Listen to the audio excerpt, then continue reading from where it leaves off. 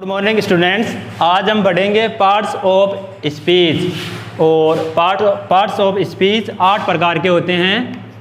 1 number में है noun, 2 number में है प्रोनाउन,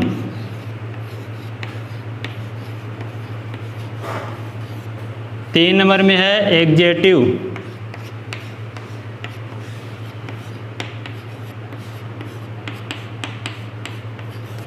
4 नंबर में है वर्ब, 5 नंबर में है एडवर्ब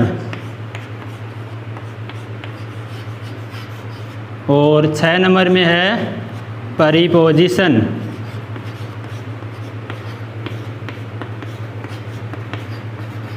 7 नंबर है कंजक्शन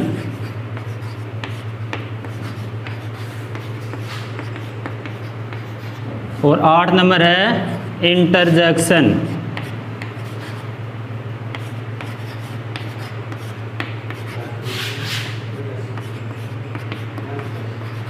अब देखो इनका एक एक। नाउन का अर्थ होता है संज्ञा, प्रोनाउन का अर्थ होता है सर्वनाम, एग्जेक्टिव का हिंदी अर्थ होता है विशेषण और वर्ब का होता है क्रिया, एडवर्ब का होता है क्रिया विशेषण, प्रीपोजिशन का होता है परसरक जो शब्द के पहले लगते हैं, कंजक्शन का हिंदी अर्थ होता है संयोजक और इंटरजेक्शन का हिंदी अर्थ होता है विस्मयादिबोधक। ये 8 प्रकार के पार्ट ऑफ स्पीच होते हैं और इनको हम एक के एक अब ध्यानपूर्वक विस्तार से पढ़ेंगे। तो आज हम सबसे पहले पढ़ेंगे नाउन। तो आज का हमारा टॉपिक होगा नाउन, कल पढ़ेंगे प्रोनाउन, इसी प्रकार से।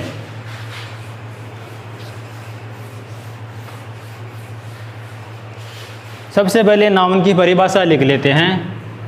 तो लिखो परिभाषा, the name of person, the name of the person, place, things are called noun. The name of the person, place, things are called noun। यानी किसी व्यक्ति, स्थान, वस्तु के नाम को ही हम क्या बोलते हैं? संज्ञा यानी नाउन कहते हैं। यानी कहने का अर्थ है कि दुनिया में जितने भी नाम होते हैं वो सारे नाम संज्ञा यानी नाउन होते हैं। चाहे स्थान का नाम हो, जगह का नाम हो, किसी व्यक्ति का नाम हो, सभी चीज़ें या सभी नाम नाउन होते हैं। और अब नाउन को आगे बढ़ते हैं। ये थी परिभाषा। और परिभाषा के बाद में नाउन 2 प्रकार के होते हैं। एक तो होता है काउंटेबल नाउन और एक होता है अनकाउंटेबल नाउन।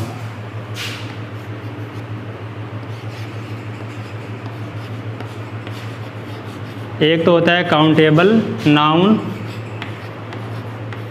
और एक होता है अनकाउंटेबल नाउन।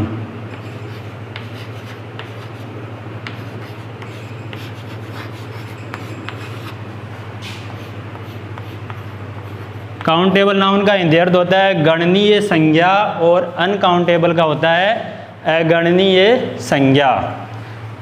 काउंटेबल नाउन 3 प्रकार के होते हैं और अनकाउंटेबल नाउन 2 प्रकार के होते हैं। तो सबसे पहले देखते हैं काउंटेबल नाउन कौन कौन से होते हैं। तो 1 नंबर में होता है proper noun, PROPER, proper noun यानी व्यक्तिवाचक संज्ञा। इसका 2 नंबर होता है कॉमन नाउन,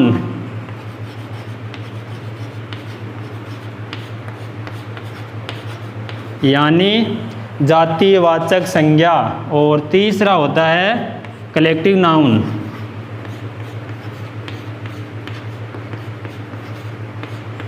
यानी समूहवाचक संज्ञा। ये 3 प्रकार की होती है काउंटेबल नाउन। और अनकाउंटेबल नाउन यानी अगणनीय संज्ञा, ये 2 प्रकार की होती है। 2 प्रकार की कौन कौन सी होती है? जैसे एक हो गया मेटेरियल नाउन,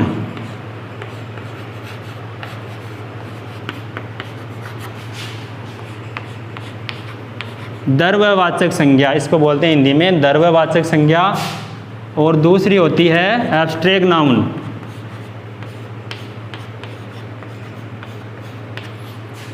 एब्स्ट्रैक्ट नाउन, इसको बोलते हैं भाववाचक संज्ञा, जिस संज्ञा को हम देख नहीं सकते।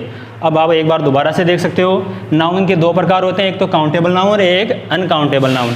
काउंटेबल नाउन का हिंदी अर्थ होता है गणनीय संज्ञा और इसका होता है अगणनीय संज्ञा। काउंटेबल नाउन के 3 प्रकार होते हैं और अनकाउंटेबल नाउन के 2 प्रकार होते हैं। अब 3 प्रकार, सबसे पहला प्रकार है प्रॉपर नाउन यानी व्यक्तिवाचक संज्ञा, कॉमन नाउन यानी जातिवाचक संज्ञा, कलेक्टिव नाउन यानी समूहवाचक संज्ञा, मटेरियल नाउन यानी द्रव्यवाचक संज्ञा, एब्स्ट्रैक्ट नाउन यानी भाववाचक संज्ञा। ये 5 प्रकार की संज्ञा होती है। अब इसको हम एक एक प्रकार से पढ़ेंगे।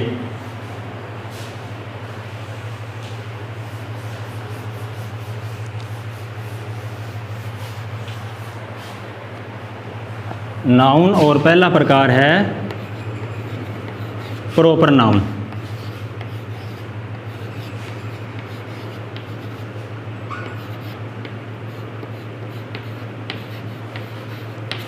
यानी जो संज्ञाएं किसी प्रॉपर व्यक्ति या प्रॉपर स्थान या प्रॉपर वस्तु के लिए आती हैं वो संज्ञाएं प्रॉपर नाउन यानी व्यक्तिवाचक संज्ञा कहलाती है। जैसे किसी का नाम है, जैसे किसी का नाम है राम। अब ये राम किसी एक विशेष व्यक्ति का ही नाम हो सकता है, यानी सभी व्यक्तियों को हम राम नहीं कह सकते, इसलिए ये क्या है प्रॉपर नाउन। जैसे किसी लड़की का नाम है गीता, तो ये भी प्रॉपर नाउन है। जैसे किसी शहर का नाम है जैसे जयपुर, तो ये क्या है, ये भी प्रॉपर नाउन है। जैसे सीकर, तो ये क्या है, सभी प्रॉपर नाउन हैं। यानी जो किसी प्रॉपर व्यक्ति के लिए आता है, यानी किसी विशेष पर्टिकुलर पर्सन के लिए आता है, तो उसे बोलते हैं प्रॉपर नाउन। दूसरा प्रकार देखते हैं कॉमन नाउन।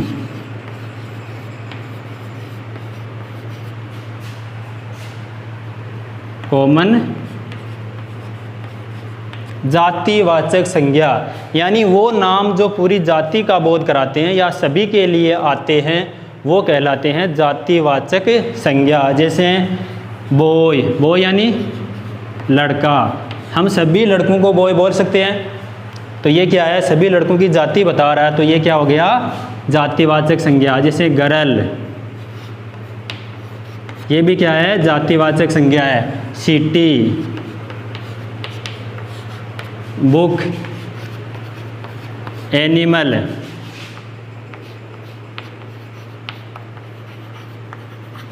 ये सभी क्या है जातिवाचक संज्ञाएं। जैसे राम, किसी एक विशेष लड़के का नाम है राम, लेकिन इस राम को हम बॉय भी बोल सकते हैं, तो ये क्या हो गया जातिवाचक संज्ञा, यानी सभी लड़कों को हम बॉय बोल सकते हैं, यानी सभी लड़कों की जाति बता रहा है। तो ये बॉय तो क्या है कॉमन नाउन, और राम एक पर्टिकुलर पर्सन के लिए ही आता है, यानी किसी विशेष का नाम होता है उसी के लिए आ रहा है, तो ये क्या हो गया प्रॉपर नाउन। गर्ल, सभी लड़कियों को हम गर्ल बोल सकते हैं, लेकिन गीता, सीता, ये सब विशेष लड़कियों को ही नाम होते हैं, तो उन्हीं के लिए पर्टिकुलर आते हैं, तो ये क्या हो गए प्रॉपर नाउन। और ये क्या हो गया कॉमन नाउन। जैसे जयपुर, जयपुर एक विशेष स्थान का नाम है, तो हम उसी को बोलेंगे जयपुर। लेकिन सिटी, सभी शहरों को हम सिटी बोल सकते हैं, जैसे सीकर भी सिटी है, जयपुर सिटी है, दिल्ली भी सिटी है, तो ये क्या हो गया कॉमन नाउन यानी जातिवाचक संज्ञा, और ये हो गया प्रॉपर नाउन। सीकर सिटी है, विशेष स्थान का नाम है सीकर, इसलिए ये तो प्रॉपर नाउन है, और ये सिटी हो गया कॉमन नाउन। बुक, सभी किताबों को बुक बोल सकते हैं, इसलिए ये क्या हो गया कॉमन नाउन। एनिमल, सभी जानवरों को हम एनिमल बोल सकते हैं, इसलिए ये क्या हो गया कॉमन नाउन। और इसका मैं एक विशेष नियम बताने जा रहा हूँ, आप ध्यानपूर्वक सुनना उसको, बहुत ही अच्छा नियम है, यानी प्रॉपर नाउन और कॉमन नाउन को अलग अलग करने का।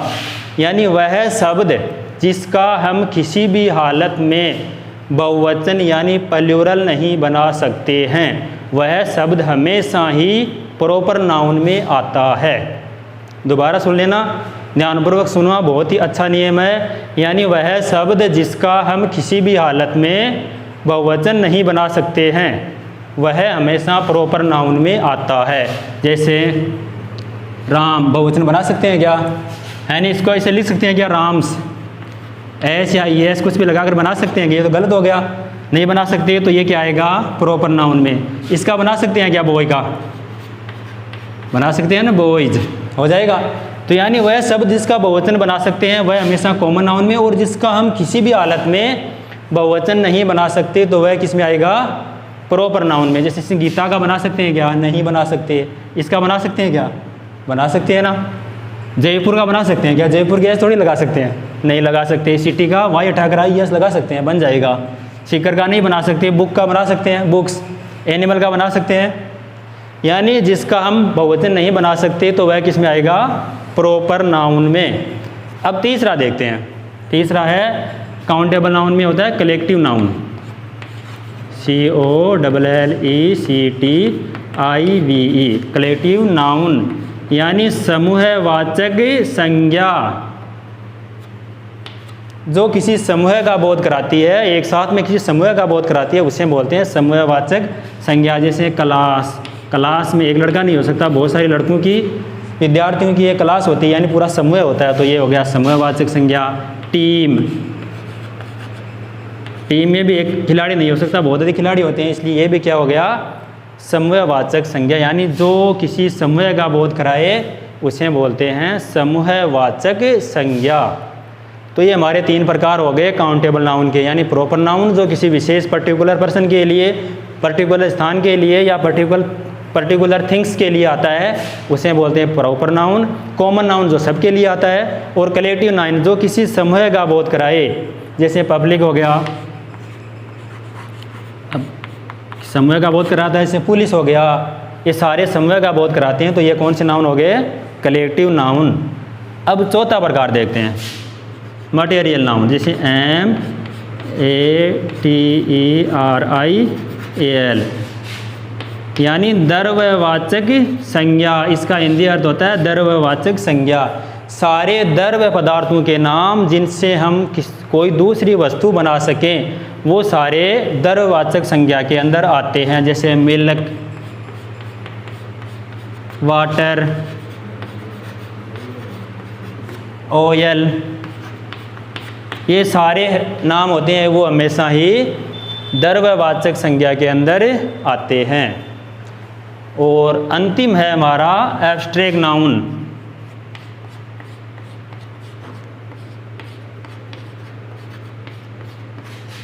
एब्स्ट्रैक्ट नाउन यानी भाववाचक संज्ञा, वो संज्ञाएं जिसको हम देख नहीं सकते या सिर्फ महसूस कर सकते हैं, वो हमेशा भाववाचक संज्ञा के अंदर आती है। जैसे काइंडनेस, काइंडनेस का अर्थ होता है दयालुता। अब इस दयालुता का हम देख नहीं सकते, सिर्फ महसूस कर सकते हैं, इसलिए ये आएगा भाववाचक संज्ञा में। जैसे सैडनेस,